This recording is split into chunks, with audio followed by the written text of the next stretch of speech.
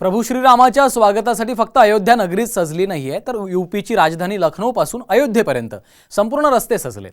अयोध्येमध्ये येणाऱ्या राम भक्तांचं स्वागत करण्यासाठी ठिकठिकाणी बॅनर्स लागलेले आहेत। सोहळा अगदी काही दिवसांवर येऊन ठेपला असल्यामुळे दिवस रात्र हे काम सुरू असल्याचं कामगारांनी सांगितलं। 500 वर्षांनी राम येतोय, तो फक्त हिंदूंचा नाही तर आमचा देखील आहे, त्यामुळे पुन्हा एकदा दिवाळी साजरी होणार आहे अशा भावना काम करणाऱ्या मुस्लिम कारागिरांनी व्यक्त केल्या।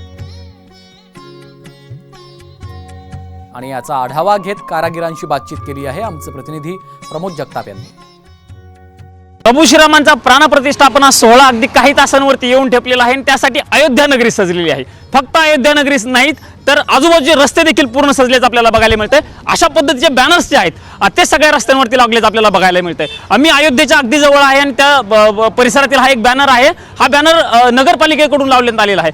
श्रीराम लल्ला के विग्रह के प्राण प्रतिष्ठा समारोह में आगत पूज्य संतों एवं अतिथियों का हृदय से स्वागत, अशा पद्धतीचा हा बॅनर असल्याचं आपल्याला बघायला मिळते। या बॅनरवरती आपण प्रामुख्याने जर बघितलं तर अयोध्येचे मुख्यमंत्री उत्तर प्रदेशचे मुख्यमंत्री योगी आदित्यनाथ असतील किंवा पंतप्रधान नरेंद्र मोदी यांचा फोटो लावलेला आहे। हा फक्त एक बॅनर नाही, असे प्रत्येक बॅनर जे आहेत ते रस्ते लागलेच आपल्याला बघायला मिळते। दिवस रात्र हे काम सुरू आहे। काही कारागीर आहेत आपल्यासोबत ज्यांनी हा बॅनर लावलेला आहे। अशाच पद्धतीचे बॅनर लागले। भैया जी, मुझे आपका नाम बताइए और कब से काम कर रहे हो आप? मेरा नाम वकील अहमद है, मैं कल से काम कर रहा हूँ। ये वकील जी, मुझे बताइए अयोध्या का माहौल क्या बता रहा है, क्योंकि आप ये सब काम कर रहे हो, बैनर लगा रहे हो, पूरे रस्ते ऐसे बैनर हमें दिख रहे हैं। माहौल क्या बता रहा है? माहौल अच्छा बता रहा है। लोगों के दिलों में खुशी है। फिर से एक बार दिवाली मनाने का मौका मिला है लोगों को। जो एक सपना था भव्य राम मंदिर का, वो पूरा हो गया है। ये सिर्फ हिंदुओं का सन ऐसा नहीं लग रहा है।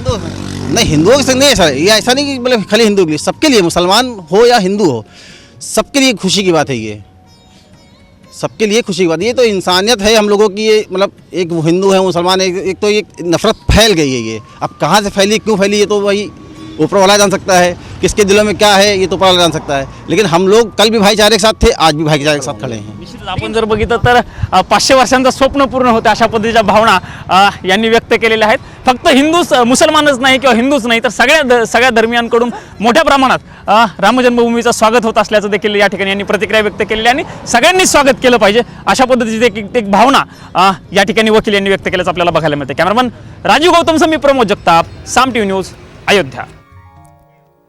22 जानेवारी रोजी अयोध्येमध्ये राम मंदिराचा अभूतपूर्व असा सोहळा पार पडतोय आणि या निमित्तानं अयोध्या नगरीमध्ये ठिकठिकाणी सुशोभीकरणाची देखील कामं करण्यात येत आहेत। अयोध्येतील रामपथ बायपासवर प्रभू रामांच्या फोटोबरोबर पंतप्रधान नरेंद्र मोदी यांचे देखील बॅनर्स लावण्यात आलेत। संपूर्ण अयोध्या नगरी सजली आहे। पंतप्रधान नरेंद्र मोदींचे या पद्धतीचे बॅनर्स देखील अयोध्येत लागलेत आणि याचाच आढावा घेतलाय आमचे प्रतिनिधी अक्षय बडवे यांनी। पंतप्रधान नरेंद्र मोदी यांच्या हस्ते अयोध्येतील श्रीराम मंदिराचा शिलान्यास सोहळा जो आहे तो येत्या 22 जानेवारी रोजी पार पडणार आहे।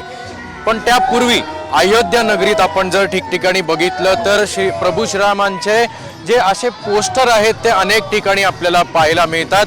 फक्त प्रभू श्रीरामच नव्हे तर पंतप्रधान नरेंद्र मोदी यांचे अनेक पोस्टर सध्या शहरात आपल्याला पाहायला मिळत आहेत। मी सध्या अयोध्येतील रामघाट बायपास या परिसरात आहे आणि आपण जर बघितलं तर ठिकठिकाणी जे पथदिवे आहेत, जे लाईटचे दिवे आहेत, त्यावर पंतप्रधान नरेंद्र मोदी यांचे कटआउट्स लावण्यात आलेले आहेत। आपल्याला सगळ्यांना माहिती आहे की डिसेंबरच्या शेवटच्या आठवड्यात पंतप्रधान नरेंद्र मोदी यांनी अयोध्येचा दौरा केला होता। एक भव्य रोड शो त्यांनी केला आणि त्यानंतर अयोध्येतल्या विमानतळाचं उद्घाटन देखील त्यांच्या हस्ते पार पडलं होतं। आणि पुन्हा एकदा मोदी जे आहेत ते येत्या 22 जानेवारी रोजी अयोध्येत येत आहेत, त्यामुळे त्यांचं स्वागत करण्यासाठी अयोध्येत ठिकठिकाणी अशा प्रकारचे फ्लेक्स किंवा पोस्टर जे आहेत ते लावण्यात आलेले आहेत। सगळ्यात महत्त्वाची बाब म्हणजे लोकसभा मतदारसंघ वाराणसीचा जो आहे तो देखील पंतप्रधान नरेंद्र मोदी यांचाच आहे आणि उत्तर प्रदेशमध्ये भाजपला खूप चांगलं मतदान होईल अशी अपेक्षा भाजप नेत्यांनी याआधीच केलेली आहे। आणि त्याच पार्श्वभूमीवर